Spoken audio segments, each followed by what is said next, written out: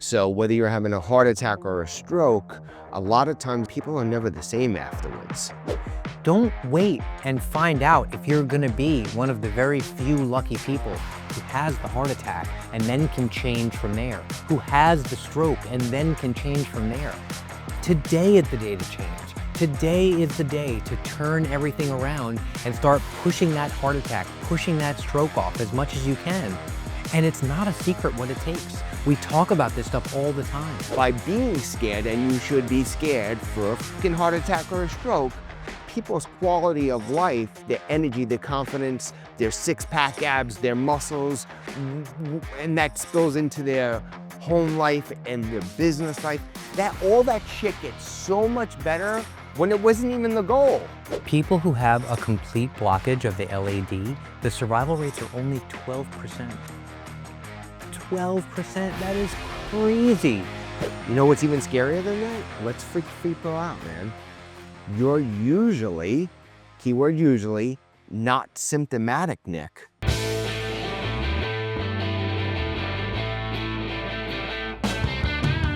We are back, and this is maybe a more serious episode, although I'm sure we'll throw some, tasteful jokes in here and there. But I wanted to talk today about something that you bring up a lot, and it is the widowmaker heart attack, right? It is that really powerful heart attack that gets so many people, and of course, heart attacks in general is something that we all want to avoid. And the widowmaker, it's not a technical term, right? It's not something that would be used in a hospital, but it is something that is, talked about in common language because it is something that takes a lot of people out, mostly men. Want to just say quick what the difference between a heart attack and a widowmaker is, Nick? Just for people that never heard that term before? So the widowmaker, it's a blockage, a major blockage in your left anterior descending artery, the LAD, L-A-D, Yeah. right? And this is usually something that doesn't have a lot of warning signs, but takes people out quick, really quick. This is the one that people drop dead while they're mowing the lawn. This is the one where people drop dead while they're at work. They are doing something, and then all of a sudden, they're done. Yeah. And we all know that people die in the United States. Someone dies every 36 seconds of a heart attack. Yeah. So this is something that, you might be afraid of sharks. You might be afraid of all these different things that really aren't a big problem for you. This is what you should be afraid of. This is what's killing people. And this is the killer that comes out of nowhere. And all of a sudden, it's in your face. It's so crazy that you say scared of sharks. So we went to the beach this weekend. And, when the planes fly over and they have the banner, whatever advertisement, Corona beer or whatever, there was, I didn't see it because I didn't have my glasses on, Nick, but I saw the bold print. There's a pretty cool ad. It was shark attack. There was a picture of a shark coming out of the water. It said shark attack. One in, I think it was like 100,000. And then it said skin cancer, 1 in 5. I think it was a sunblock ad, but I was like, whoa. Those are crazy statistics. This is an episode I want to do at some point, why we fear the wrong things in life. Because this really is, most times people obsess about being fearful of things that are not even close to being a problem for them. Right. And don't pay attention to the things that actually are knocking on their door. Of course, skin cancer can be one of them. Yeah. Personal stories. Yes. Right? If you haven't seen the episode on when Mike talked about his personal battle with skin cancer, you should definitely check that out. But today, we are talking about heart attacks, and specifically this widowmaker heart attack that is so deadly, so scary, and is something that I think everybody wants to avoid because the numbers of people who survive these are very low. And even heart attacks that don't cause sudden death, like a widowmaker, a lot of times people come out of a heart attack, Nick, and part of the cardiac tissue dies off, and they're just never the same. Some people, I wish it was more, have a heart attack, they get freaked out from it, and they completely transform their lives. They throw out all saturated fat, they start to exercise for the first time, they may go on a vegetarian or a vegan diet, they lose 50, 60 pounds, and they never have an event ever again, and they live until they're 100. But unfortunately, A lot of people are either, and now we also have to talk about stroke, right? Because the stroke is what they call like a brain heart attack. And the mechanism is the same. A piece of plaque breaks off through inflammation. So whether you're having a heart attack or a stroke, a lot of times people are never the same afterwards. Like I said, you have that small population that make it through and they recreate themselves, and kudos to them. But the name of the game is creating a life and a strategy and a diet plan. So that never happens to you, or it happens when you're like 90 years old. Yeah. Well, people who have a complete blockage of the LAD, the survival rates are only 12%. 12%? That is crazy. You're going down. Yeah. You know what's even scarier than that? Let's freak people out, man. You're usually, keyword usually, not symptomatic, Nick. That's right, because a regular heart attack, you start to get a little chest pain, you might feel nauseous, Right, right? Maybe you right. have some other of the symptoms. But with this LAD, Yeah. But in general, you're not, generally speaking, because you hear about people go on stress tests, right? And they ace them, and the next day they'll have a fucking heart attack and die. You're generally not symptomatic with the chest pain and what they call angina or the dizziness and all these telltale signs that maybe something is happening until you have a 75%, 70 to 75% occlusion in one or two of the major arteries. So you think about it, if something is 100% occluded, that's when the LED, that widowmaker happens or big plaque ruptures. But you usually don't have symptom, or you're not symptomatic until you're 70 to 75% of the way there. So you don't get these warning signs. Like like me and you can be sitting here having a 20, a 30, or 40% occlusion. We'll literally have no symptoms. And then it's building on top of each other. So it's the kind of thing where, and we'll talk about this, that getting things like a CTA or a calcium score and yep, getting these are those things we're going to definitely talk snapshots. about. So this way you know what time it is, so And of to course, speak. we've said this a million times, we are not doctors, right? So we will eventually have a great cardiologist on the show. We're trying to line that up now, but we are just trying to give people the tools so at least they understand that these things can be a reality. But we are not trying to say in any way, shape, or form that we are doctors and you should take any kind of specific medical advice from us, right? Right. That being said, I'm friends with cardiologists. I've trained cardiologists, and I've worked hand in hand with cardiologists. And some people have even said that Mike Lynch is a frustrated cardiologist. Oh, an amateur cardiologist. He's not a pro. No, I am not by any, but in my next life, I always say I either want to be a rock star or a cardiologist. So I do have a bit of knowledge, just through interest, Nick. I'm thoroughly, look, it's the #1 killer. And I'm into the fitness game. I started off like everybody else with the goal of vanity and, meeting girls. But as I've gotten older and I've gotten more gray hairs and more wrinkles, Nick, it's about escaping the reaper. And most of us, especially men, will die of a heart attack or heart disease or heart disease related complications. And you said before that if you're lucky, this happens to you, and then you turn yourself around, get your act together. But let's not wait until that point. Don't wait and find out if you're going to be one of the very few lucky people who has the heart attack and then can change from there, who has the stroke and then can change from there. Today is the day to change. Today is the day to turn everything around and start pushing that heart attack, pushing that stroke off as much as you can. And it's not a secret what it takes. We talk about this stuff all the time. Eating whole foods, cardio, strength training. It's pretty easy. It's easy to know what you're supposed to do. I guess it's hard to implement the changes into your life. I understand that. A lot of people do have a hard time changing things, carving out the time. but don't wait until it's a huge problem. And maybe you have a severely changed lifestyle because of your major stroke, because of your major heart attack. And now you can't do some of the things you really used to enjoy doing because you waited too long. People should start today. Right. Let me ask you a question, Nick, because, and you could, if the answer is no, then say no. No. See, this is why he's so bossy, but I love him anyway.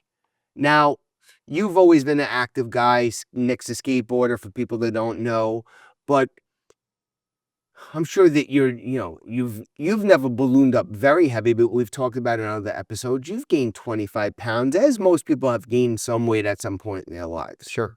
Now, from doing this podcast, we're a year in, and not to sound like a dick, but I'm sure that you've learned a lot from being around me about certain things and whatever. Yeah, I'll never admit it in public, but yes, I have. it pains you to say it, Nick, and you're a handsome guy and you're vain like everybody else, and some people are extremely vain or whatever, but don't you think, and this is an important message, you need to pay attention, because I know that's what drives me, from listening to these things and maybe hearing about how the things work on the inside and just being around it and talking about it and researching for episodes, Nick, don't you think that maybe you do dot the I's and cross the T's a little bit more out of fear, and by default, you end up looking better with your clothes off? Like in other words, maybe I didn't ask that right. Like, we all want to look good. But if you have the knowledge and you understand that heart attack and that stroke, and you try to avoid that by default, Nick, by accident, you're just going to look better and you're going to have better energy and you're going to have better confidence. So really shake the hand to the idea of the heart attack and the stroke and everything, because it's going to make the rest of your life so much better by trying to avoid the widowmaker. Yeah, I mean, do you agree? I think what you're saying is, like, by spending the time doing this podcast, by talking to you, by talking to, many other people who we've had on here, have I learned a lot? Have I, by default, because I want to push these things away, gotten myself healthier? And I think the answer is yes. Ignorance is bliss, right? The more you don't know about all this stuff, the safer you feel, but you're not actually safer. You're actually in a much more dangerous position by not knowing what cholesterol is or means, or what your blood work looks like, or, what the difference between eating whole foods primarily, or eating complex, carbohydrates that have been manufactured in factories and made by scientists to, trick your brain into wanting them all the time. Knowing more and more about healthy eating, about exercise, about what it takes to have a very high quality of life for a very long period of time, it puts you in a position just to be healthier, And for me, I know that doing this podcast, and of course, we've talked about not wanting to be a fraud and, wanting to practice what we preach. But it's not just that. It's that the more I learn, the more I want to put into practice, the more I want to eat more whole foods, the more I want to exercise. And then once you start doing that, and you've said this a million times, you start to feel better. Yes. And then you just start chasing it, because as soon as you drop a couple pounds and it's easier to do whatever it is that you do, that's, a physical activity, as soon as you eat healthier and start to feel good, and then have that one meal that's not healthy and you feel sluggish and you feel like oily and gross and you just want to, get rid of it and never do it again, you want more of that feeling. And I know I certainly do. By being scared, and you should be scared, for a fucking heart attack or a stroke, people's quality of life, their energy, their confidence, their six-pack abs, their muscles, and that spills into their home life and their business life, all that shit gets so much better when it wasn't even the goal. They're like, hey, Nick and Mike talked about in a podcast that I shouldn't be cooking my oils, my olive oil, because it becomes hydrogenized and that could create cancer. And they said I shouldn't do this, and I shouldn't be cooking with beef tallow because it's high in saturated fat and raises up my LDL. And I'm going to do all this stuff because I'm getting older and I'm scared of health. And I turned on Facebook and I saw that this person died of cancer and that person had a stroke and that person had a heart attack. And I don't want any of that because I don't want life to end.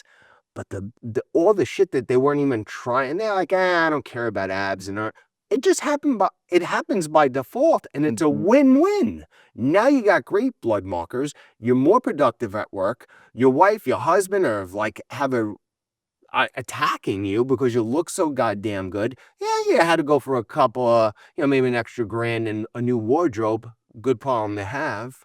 But by avoiding the Reaper, avoiding that Widowmaker, Nick, Yep. the rest of your life, we guarantee you, hands down, I know you agree, it's going to be such a much better life for whatever time you have left. 100%.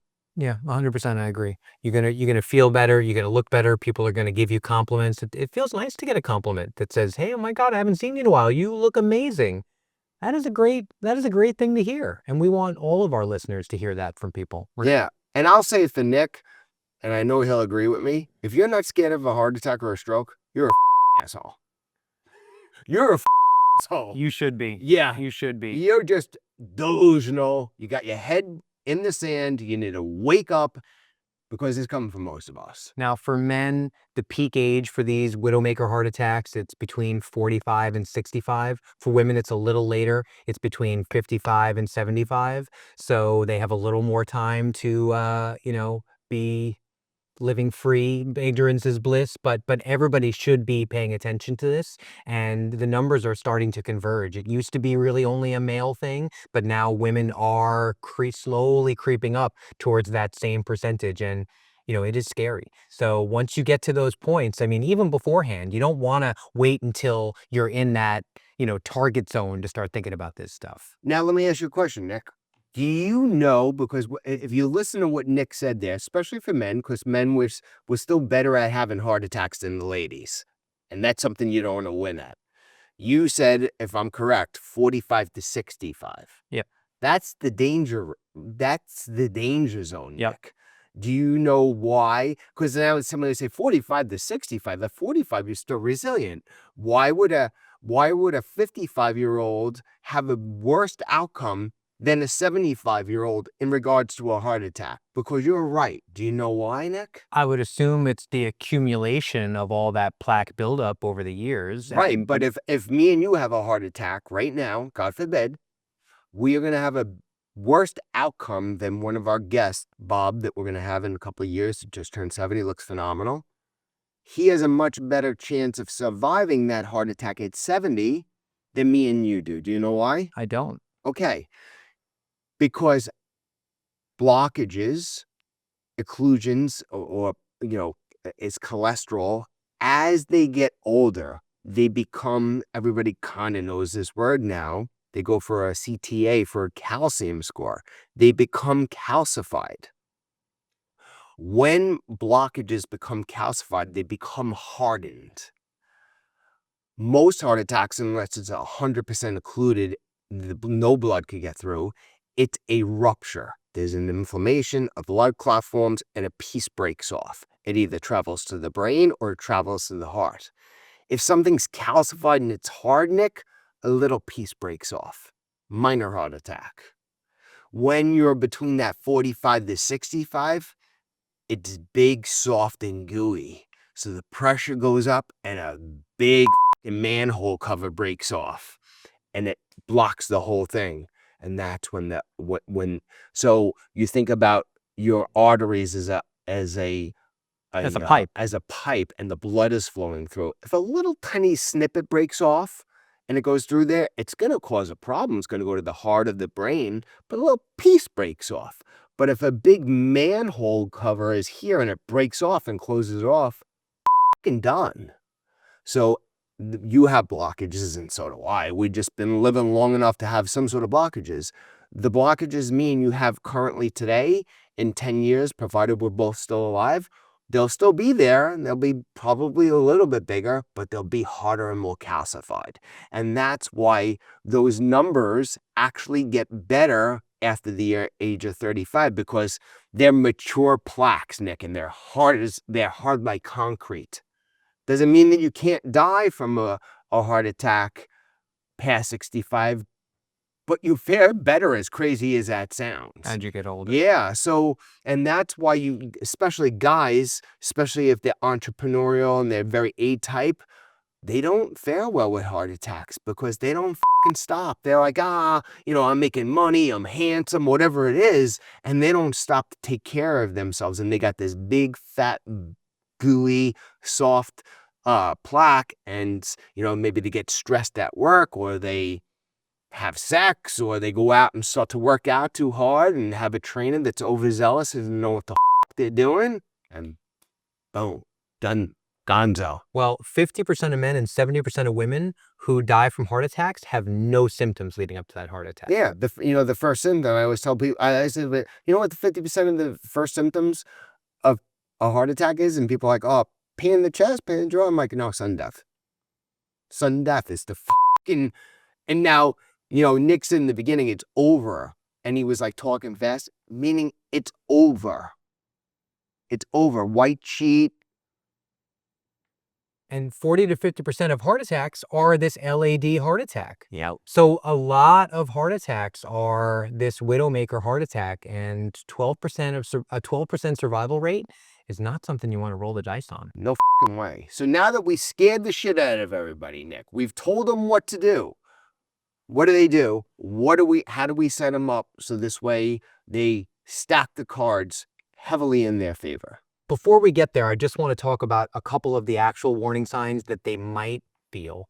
Sometimes there are none, but sometimes there are actual warning signs that could be something that could be alerting you that something's going on and you want to go talk to a doctor. Great idea. Right? Sudden extreme fatigue. If you are really tired, all of a sudden abnormally tired, that can be a warning sign that you need to go seek medical attention. And I think that's not so strange. If all of a sudden you are extremely tired, if you need to sleep way more than you normally do, something weird is going on. Right, but sometimes people could they can tell themselves stories, Nick, right? Where they said, oh, it was, and maybe somebody did do something. They traveled. Sure. Oh, I'm tired because of this. I'm tired because of that. Or they lost 30 grand in the stock market in a week and they're stressed out about it and they think it's just a hangover from the stress, or they're going through a divorce or whatever it is. So yes, you're right. 100%. That's a great one. Sometimes GI problems can actually be an indication of a heart attack. And you might think it's just a little bit of heartburn, a little bit of indigestion. Now, again, we are not doctors. So, I'm not here to tell you when it's actually indigestion and when it's a heart attack, but I just want people to know that that is one of the warning signs that you are either experiencing or about to experience, heart problems. Right. No, and to add to that, in the GI family, Nick, now if me and you are in Manhattan, Nick, and we stop off on the corner for what are they called, dirty water dogs, right? And me and you go on a movie set, one of your film sets or whatever, and an hour later, I'm like, Nick, you got diarrhea? Yeah. Oh, God. Then if there's a reason. Yes. But if you know that you had just your every breakfast that you eat every morning, Nick, and, your wife didn't leave the carton of eggs out too long, whatever, and then all of a sudden out of nowhere, you just get diarrhea and you start to sweat profusely.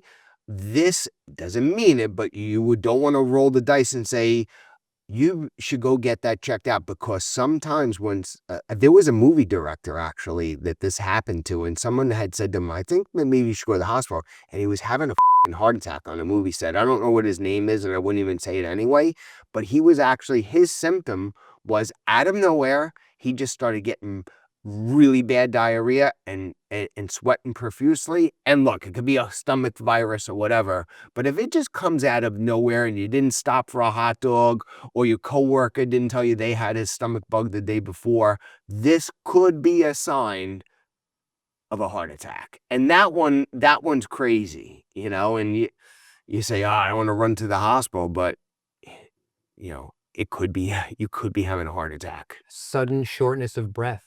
Correct. This is another one. And again, for no reason, right? Yeah, you're in Denver, all of a sudden you're in the Mile High City and you can't, catch your breath when you're walking up the stairs. I get it. But if you're just doing your normal everyday routine and all of a sudden... Can you just say something about that? Because when you said that might go over some people's heads. Why would that happen in Denver? Oh, well, they call it the Mile High City for a reason. You are, I don't know if it's exactly a mile high, but the elevation change, it can be The much altitude, harder. right? Yeah, the altitude, right? It can be much harder Yeah, to, because some people may not know about that. right. Yeah. So like, if you ever try to do any kind of physical activity and you're at a much higher altitude, it's much more strenuous on the body. Yeah, So, unless of course you're a Sherpa who's used to, climbing Mount Everest, in which case you're used to it and you should be good. actually, that I don't know who, but I've read, Nick, that back in the day, there were certain boxers that used to go and train in high altitudes because it would be much harder for them to breathe. And then when they came back to a regular altitude, there would even be, it was a level of difficulty that made their conditioning Yeah, even some better. people when they do condition training, they wear like a mask that actually restricts their It air as mimics if the they ice. were at that Yes. kind of a, yeah, and then when you get back down, you have more stamina, I guess, and Yeah. you're able to perform better. You know what I think? That's extreme. You know what I think I'm gonna do, Nick? As you were saying that, I think I'm gonna buy one of those. And I've seen those. I think I'm gonna buy one and just try it and see if it actually does anything, If you jacks my heart rate up if you higher. buy it, we'll do a video on it. Yeah, yeah. That's All good. right, cool. Another thing I wanted to mention to people was family history matters a lot in this regard. You need to know your parents and your grandparents, like, did they have a heart attack at 52? Because if they did, your chances are shooting up as well. Yeah, right? If no one in your family has ever had these problems, of course, you still want to be healthy and exercise and eat right, but not as critical as if you have a parent or a grandparent or someone who's very close to in your family who's had a major heart problem at an early age. right. A lot of times, Nick, people are fing lazy and they just make excuses and they'll play the genetics card, right? Oh, it's in my genes to be a diabetic or to have this, or everybody in my family is obese. Well, I always say lifestyle is genetic as well. And there's a saying, genetics loads the gun, lifestyle pulls the trigger. But to Nick's point, if your dad and your uncle and your grandfather had a heart attack, does not mean that you're definitely destined to have a heart attack. But more than likely, if you don't dot all the I's and cross the T's, you're going to have one. And look, I always say Lynches love to have heart attacks. And it's what keeps me in shape. When I was a young guy, Nick, when we talked in the beginning of the video, I wanted to go out to the nightclubs and stuff like that and go to the beach and meet girls and pick up girls. That was my motivation then rather. But now it's all to prevent that heart attack. And now I've had some people pass from cancer that I know close to me, and that's on my menu now as well. But I know that my dad's first heart attack was when he was 28 years old. So I know that guy, he's heart attack guy is looking for me. Yeah. So that's what keeps me on the straight and narrow 99% of the time. Yeah, so people need to know their family history, and that's a really important part. That's correct. And if that is something that is common in their family, they should consider seeing a cardiologist no matter what age they are, and just starting to get those numbers lined up and see where you're starting from. Getting a lipid panel of blood work done from a cardiologist at whatever age you're at, if you have this in your family, can be really good, even if it's just to start to get a baseline for where you're at now and to know if you need to start looking at this stuff. What is your cholesterol? What are all these other markers looking like? And maybe they tell you to come back in 5 years. Maybe they tell you to come back in a year. You don't know, but let a doctor make that decision based on blood work. And, look, Nick, you can edit this out if you want, Nick, but I don't think you will. Nick is practicing what he preaches. Nick just visited my cardiologist because I am somebody who takes cardiology very seriously. It runs in my family. I have high cholesterol that I struggle with diet, and I've changed and I've tried medications and stuff like that. But I go to a cardiologist every 6 months and I have him pull my blood work because I want to avoid a heart attack at all costs. So I'm very diligent. And Nick just visited my cardiologist and he heard exactly what everybody would like to hear from the cardiologist. You're great. You're good. Whatever you and Mike are doing with your diet is beautiful. We'll see you when I see you. See you in 10 years from now or 5 years, whatever he said. And we're going to do a video on this, but that was not, I had a lipid panel done And I found out that actually my triglycerides and my cholesterol, my LDL, were high. And they were trending in a bad direction. And through diet and exercise, we squashed it down. And we're going to do a video on that. And I'm going to go into way more specifics on what I did to change my diet and where my numbers went to and from in a pretty short period of time. Real short. And we're going to teach them actionable steps that they could do themselves. What do we get your LDL down in like 6 weeks, I think, right? Yeah. And that was only 6 weeks. There was, it will definitely even go lower. I'm guaranteeing that.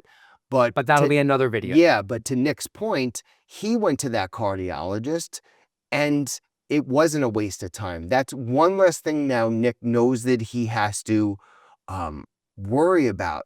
But he was trending in a bad, he was going the wrong direction, but he was one of the very fortunate people that were able to adjust things in his diet, start to maybe employ a little bit more exercise, and he got the handshake and I'll see you in, what did he say, 5 years or 10 years? He said, he said, you don't have to make an appointment. You don't have to make a follow-up appointment is basically what he said. And that's what you want to hear. But to Nick's point, for people not to go to a cardiologist, let's say the age of 40, and they might get the conversation that you had, see you when you're 50. Great. That's the best conversation you can actually literally have with a cardiologist. But not to go and get that initial and build that relationship is just pure stupidity. Yeah. So if you haven't gone to a cardiologist, whether you're a woman or a man and you're the age of 40, they might look at you and say, what are you doing here? Just say, you know what? I watched the LynchFit podcast and I'm being proactive. And if they say you see you in 10 years, good for you. Yeah. Another thing that people want to be careful of, it's no secret that smoking is bad for you, but smoking can increase your risk of a heart attack by 2 to 4 times. So, if this is already in your family and you're not eating healthy, and on top of all that, you're smoking cigarettes, I mean, you are really rolling those dice. You really are. So cut the shit. Stop smoking. Watch our other video we did with my mom. It was a great video. Yeah. She talks about it. If you're really having problems, look into her book. It can really help. Yeah. But and that goes for vaping too, right, Nick? It does go for vaping. Yeah. One other thing that people want to be mindful of, and again, this could be seasonal allergies, it could be something else, because Nick was talking about things that happen all of a sudden. But sometimes a warning sign of a heart attack could be coming is dizziness for a couple of weeks to a couple of months beforehand. Okay. Now this could be maybe somebody who's overprescribed blood pressure medicine. Like I said, sometimes people can get dizziness during allergy season. So it doesn't mean that this means that you're going to have a heart attack. But I do and have heard a couple of times that people that have had heart attacks or went for a stress test, and a lot of times people will fail these stress tests, Nick, and they end up in the cath lab with a couple of stents an hour later. Well, they come to say, like, and they said, have you been having shortness of breath? And no, chest pain, no. Have you been dizzy? Doc, I have been dizzy. I've been a little dizzy and a little bit wonky for the last couple of months. So that's not a sudden thing. But if you're dizzy and you get up and the room spins, or you go up tall stairs and you get a little dizzy, and especially if you get dizzy, Nick, under exertion, and that could even be, and I'm not being facetious here, that could even be bearing down if someone is, sometimes as people get older, they get a little constipated, or during, I'm not being kidding around, maybe some sex, and they get a little dizzy under a load, or even lifting weights. It's something you want to address. Okay. That it could be a sign that you're not getting sufficient blood flow. Now, one other thing to add to that, Nick, if that dizziness goes away when you stop doing something vigorous, and it doesn't have to, it could be walking through a mall. Like, let's say me and you were to go to the mall right now, Nick, and we're walking, and you say, Mike, I feel dizzy. And I say, all right, Nick, stop, sit down. And then the dizziness goes away. And then we go outside and walk to the car and you start to feel dizzy again. But then when we get in the car, the dizziness goes away.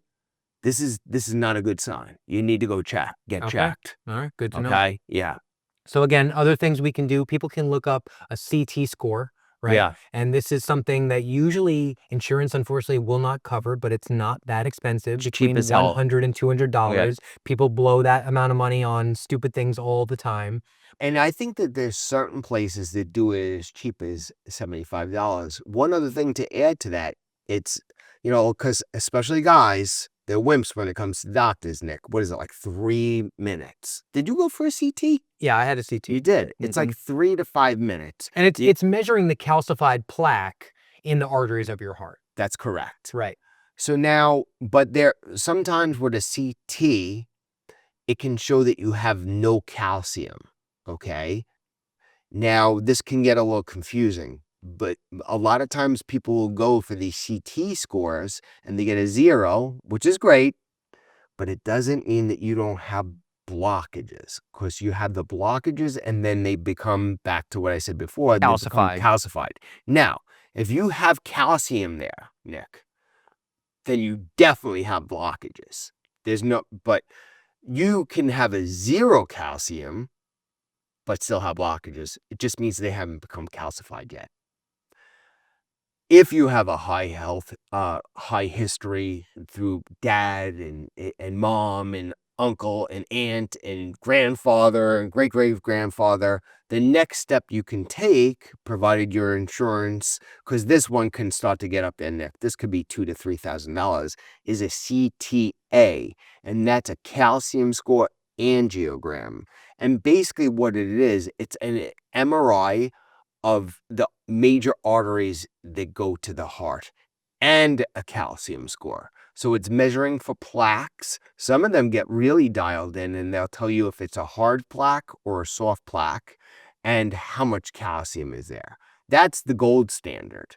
Back in the day, Nick, they used to have to do an angiogram where they would actually make an incision in your leg and go up your leg and go into your heart. And they still do that. But a lot of doctors now pick the CTA because it's a lot less invasive. There's no incisions. You do need to have an injection in your vein where they put radioactive dye. There's a little bit of radiation that comes along with it, but it's not a hell of a lot. I've actually had 2 of them myself, and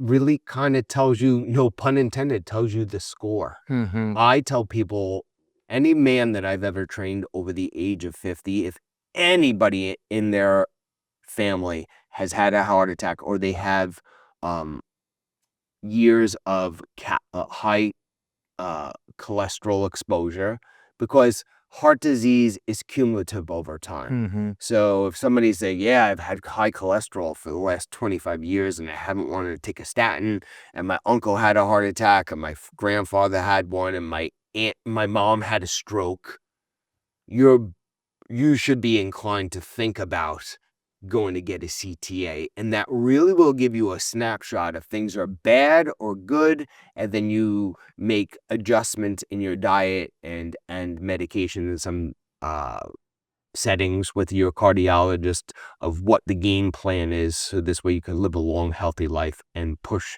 that heart attack way down the road or not have one at all.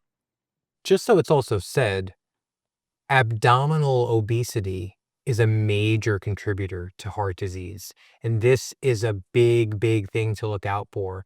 So we're talking about men who have over a 40-inch waistline. You know what, Nick? I got to tell you something. I think that that's way too nice. You think so? Yeah, I know that's the number and you're not wrong. I think that that's crazy. That's crazy. Do you know how fat you are once you have a 40-inch waist? I don't. I mean, you're fat. I mean, this is not to bash anybody or I start to feel really fat and out of shape. I've gone up to forget about when I was a young meathead, but if my waistline starts to get well over a 33, 34, I'm fat. And my blood pressures are elevated. Now, that's going to be based on a lot of different factors. Some people are just a little stockier, right? Different things like that. And this is an average. So we're talking about a national average. Yes. And again, listen, there's certain things, like if you look at triglycerides, the marker is 150. if you listen to a lot of cardiologists and a lot of just doctors and people on the internet, and I agree with them on this, they're like, that's way too lenient. It needs to be 100 or less. 50 points is a lot of points. Right. You know what I mean? So when they say 40 or below, I'm like, what the fuck? That's a huge. All right, so what's the Mike Lynch number for this one? Provided you're not a 6'2" lineman naturally. I'm saying if you're over a 35-inch waist, you got problems on your hands and you really got to make huge changes. Okay. If you're tight in a 35 and you really, when your wife goes to get you jeans because you're not into fashion and you don't pay attention to that, if she's buying you 36s, call a trainer, call a nutritionist, watch the LynchFit podcast, because that Widowmaker, it's coming for you. It's coming for you. I don't know where they got this 40. This is the world we live in. Do you know how fucking fat? What's the most you've ever worn, Nick? 35. There we go. And this was not pre-planned. 35. How'd you feel with a 35-inch waist? That was at my heaviest. How did you feel with a 35-inch waist, Nick? I felt bloated and overweight. We can end it here. Nick says it, 35 is the cutoff. I was a little nicer than for the first time in a year. I said 36. Nick's saying 35. Yeah, man, 35, 40. You're like, forget him. And you know what? Take the heart attack. If you have a 40, if you have a 40-inch waist and you're a man, you haven't seen your pecker in at least a year. Okay, you're probably not getting an erection. You have no self-confidence. You have no energy. You probably sweat.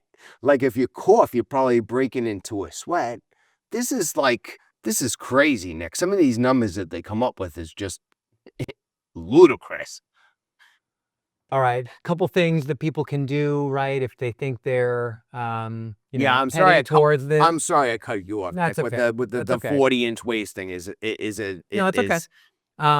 What else, Nick? What else we got? No. So we said, we told people to get the lipid panel. We told people to consider the calcium, the CT or the CTA scoring, talk to a doctor, right? Make a plan. We say it all the time.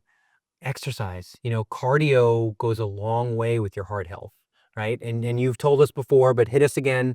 What should be that target each week for cardio that people should be looking for to make sure they have a healthy heart? Yeah. So we'll talk about that. But one other thing that they can go and get from CVS, Nick, big thing, more and more people are talking about it. I'm so happy about it. Blood pressure. Okay. Got to get that blood pressure under control. Okay. Because if that blood pressure is elevated, Nick, you're just creating internal pressure, and that's when one of those plaques break off. Right. Okay. So you can get a blood pressure monitor for your home. You can get it at CVS. I mean, they have them up at the grocery stores where you could put a quarter in and do it. But get one for your house. Check it once a week. Check it once a month. If they're cheap, and that is blood pressure. The good news about blood pressure, Nick, is, well, first off, there's medications, and we're always medication last, right? Mm-hmm. But blood pressure medications they're medications that don't come with a lot of baggage. Every medication has baggage. Like a lot of times people get a lot of side effects from cholesterol medication. Sure. The side effects aren't as much from blood pressure medicine. I've never had to take it, but I've worked with a lot of people that have. But blood pressure, Nick, is something that is very, very fixable, and you see it just come way down quick with exercise and training and appropriate diet. And sometimes blood pressure could just be a simple change in diet where they're not getting enough potassium. Sometimes if somebody doesn't have enough potassium, that can elevate their blood pressure. You put a little extra potassium foods and boom, it can come down 10, 20 points. So blood pressure is a major thing. Back to your original question, cardio. Upper end, 300 minutes a week of all exercise, strength training and cardio, mixture of, and a minimum of 150. Okay, so it's 150 minutes, upward to 300 minutes. So if we're at that low end, just for people who haven't done anything yet, that's 5 days of a half hour of cardio. Correct. And now there's some studies showing that if you do only vigorous training, which I don't advocate for. But let's say somebody has very limited time, they're young enough, and they just want to do all high intensity training and cardio, they can get away with 75 minutes total for the week. But for the average person that's listening, that wants a mixture of some high intensity and some low intensity stuff, whether that's strength training, sprinting, or doing interval training, or just simply going out for a walk with their dog or their husband or wife, the low end is going to be 150 minutes for the week, high end 300. And then from a exercise standpoint, you're doing as much as you can. Now, there's people that will do triathlons and all these things. There doesn't seem, and in certain cases could be actually detrimental to cardiac health. There doesn't seem to be any more additional cardiac benefit past that 300 minutes. Okay. I just want to say, and we're nearing the end here, but your heart doesn't care. Your heart doesn't care that you're so busy you can't attend to this stuff right now. Your heart doesn't care that you've got to do more at work, that you have overextended yourself with all these other obligations. It doesn't care. You have to attend to these things. You have to make sure that you're getting this blood work done, that you're doing this exercise, that you're eating a diet that is healthy for your heart. Because if you're ignoring all of it and you're making up excuses in your mind about why you can't do it this week or next week and you're putting it off, I got to tell you, your heart doesn't give a shit about all those excuses. You're going to have a problem. I say this to all my entrepreneurial men. Again, men are much more dumb when it comes to avoiding heart health or pushing off the signs or the symptoms. And Nick is right, and I've been saying this to clients for the 30 years I've been training people. And I can say this because no one can leave comments down below that I'm being I won't say racist, but busting the chops of a certain ethnicity. Nick, you're Italian, right? Yeah, half Italian. And so am I.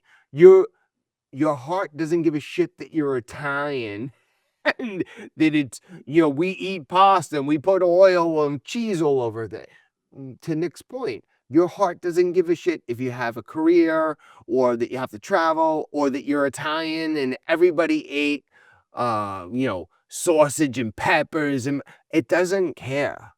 And this is something that you don't want to play with. So whatever story that you have told yourself, whatever story that the underachieving people that you may know or about genetics, it's all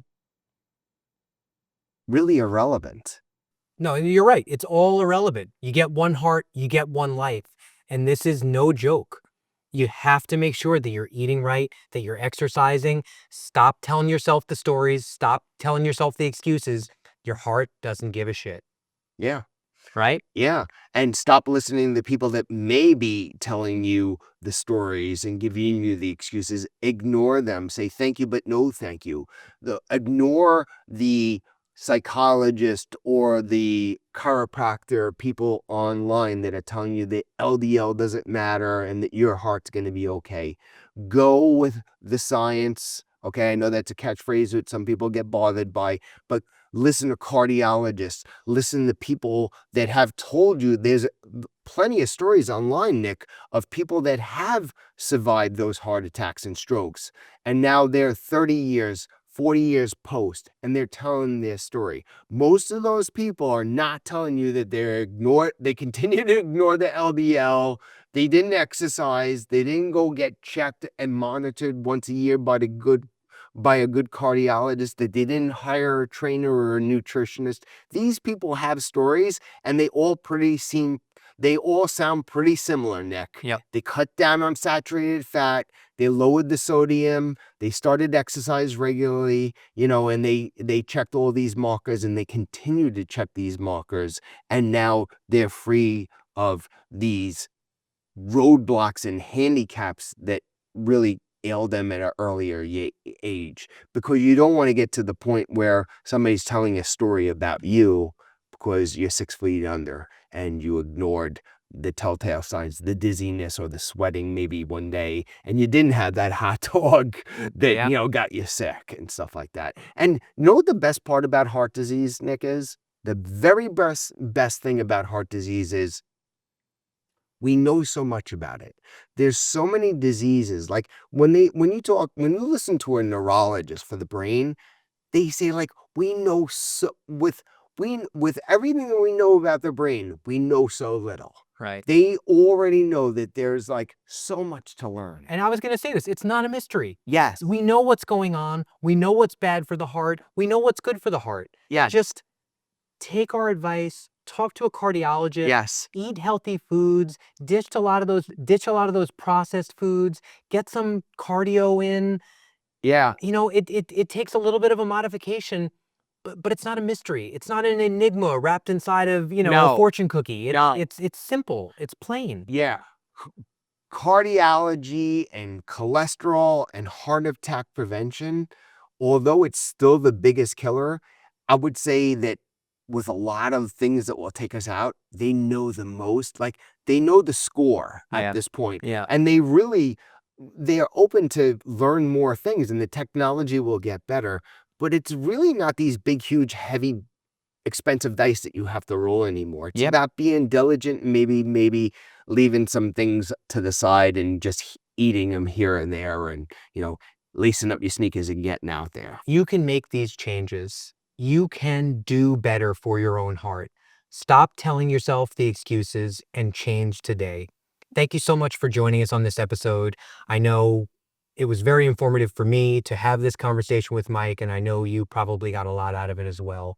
If you have a chance, like the video, share it with a friend, comment on it, make sure you're subscribed to the YouTube channel, and make sure that you're paying attention to your heart health because we don't want you to be one of the people who dies every 36 seconds of a heart attack.